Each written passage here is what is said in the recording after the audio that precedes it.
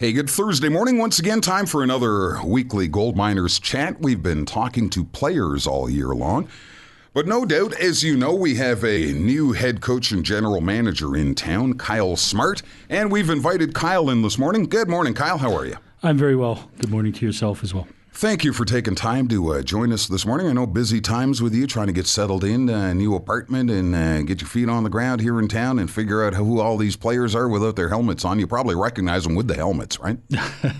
Much easier to make your way around the dressing room to start piecing together who they are. Now, a lot of folks that were at our game last Saturday, which was your debut behind the bench, said, I recognize Kyle. Wasn't he here with the Trenton Golden Hawks for the Dudley Hewitt Cup years ago?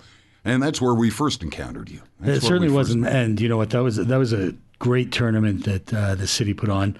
And we obviously had some success at that one and carried on to the RBC Cup from just there. A wee bit of success. But yeah, it was a great environment. The city did a fantastic job and the volunteers were excellent. And obviously without the volunteers, the program isn't what it is either, right? So. Exactly.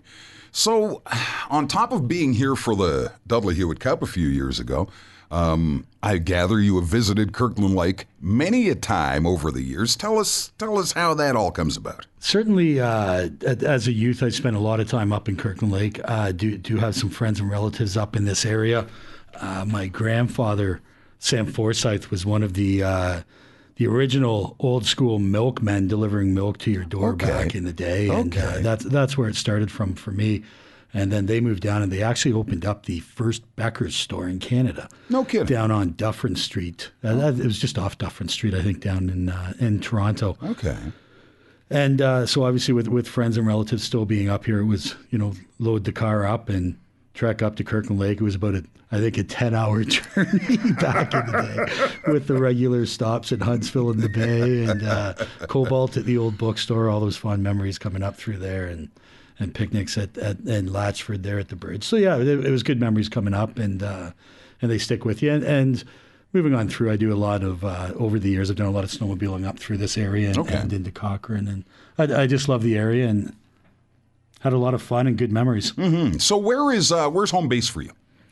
I'm based in the Quinte region right now, originally from Toronto. Okay, but obviously, as mentioned, I had a military career there that took me out west for many years, and then moved back. I had the opportunity. I was coaching the University of Victoria team out there, as well as some AAA programs as well.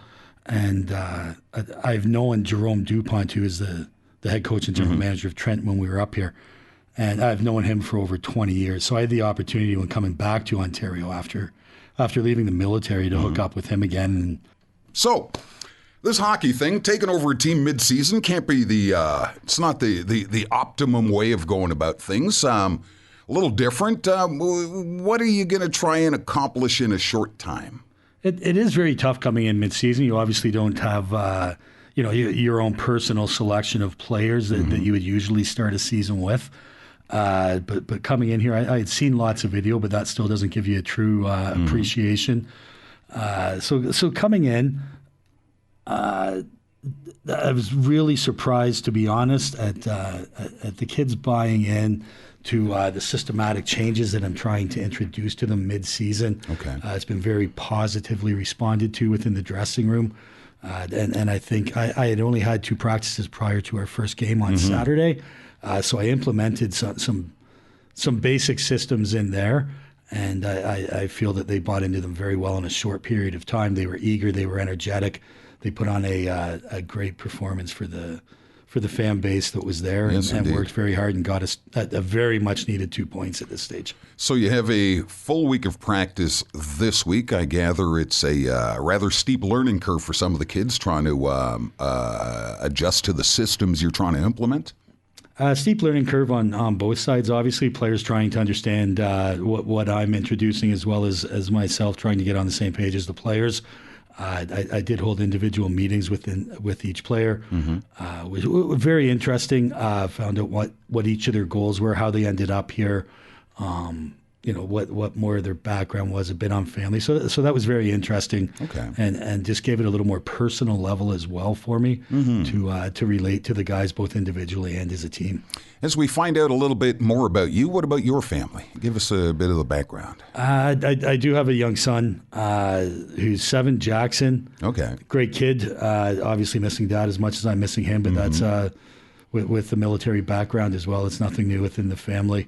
My oldest son his name is Ethan, 15 years old. Okay. And he actually gave up hockey to my surprise a couple of years ago. And, What's he into? Football as well, and he's got into boxing. Oh, really? Oddly enough, and he's doing very well at it at this stage. I'm unfortunately missing a couple of his bouts while I'm up here, but as we said, the family's used to me being gone for extended periods of time, so it is what it is. I played a lot of sports over the years, but boxing was never something I wanted to get into. There's just something about willingly being punched in the face, that doesn't agree with me. I can't agree with you more than that, but it's very interesting. I've been a boxing fan, not so much MMA style, but old school boxing, and my sons watch lots of the old Tyson and Holyfield. And as Judy Zwanko said the other night at our U.S. Thanksgiving/Christmas dinner at the Legion, thank you for your service to our country. Thank you very much. I do appreciate that. Kyle is a retired naval officer.